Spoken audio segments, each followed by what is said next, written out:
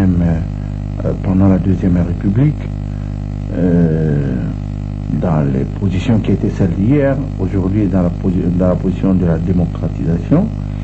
J'ai fait appel à cet esprit de la chanson de réquisitoire pour appeler les bonnes âmes des autorités et du peuple à concevoir ce qu'on appelle la réconciliation, la tolérance pour sortir le pays du bourbier où il est en train de vivre. La génération qui vient, qui sont après nous, parce que ceux qui sont au pouvoir aujourd'hui ou ceux qui ont été au pouvoir hier, ils ont adhéré à la politique à l'âge de 20 ans, 24 ans, 30 ans. Il y a lui-même des chefs d'État qui ont été chefs d'État à l'âge de 34 ans. Aujourd'hui, tu vas te présenter à 50 ans, je vais être chef d'État de mon pays. On dit, ah, il est trop jeune. Ce petit-là, qu'est-ce qu'il veut? Ah non, il est temps que la jeunesse montante puisse s'intéresser à la politique. Il y a la richesse dans ce pays-là. Il y a tout dans ce pays-là.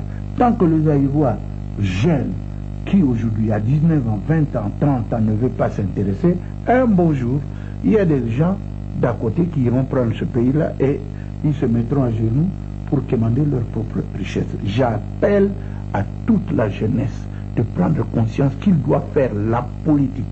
Qu'ils le veuillent ou pas, s'ils ne font pas la politique le feront. À notre époque, nos pères nous disaient, ah non, ne faites pas politique, vous allez mourir, on va vous tuer.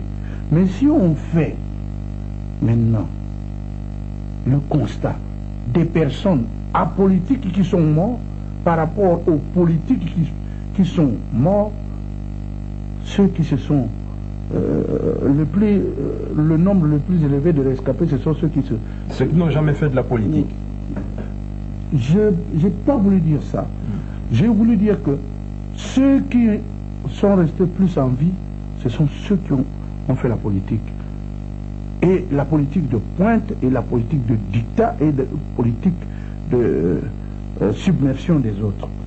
Parce qu'ils se sont entourés de tous les outils possibles, financiers, militaires, sécurité, pour que l'on ne puisse pas les embêter. Pourquoi nos enfants ne s'intéresseraient pas à la politique? Je ne les envoie pas à la mort.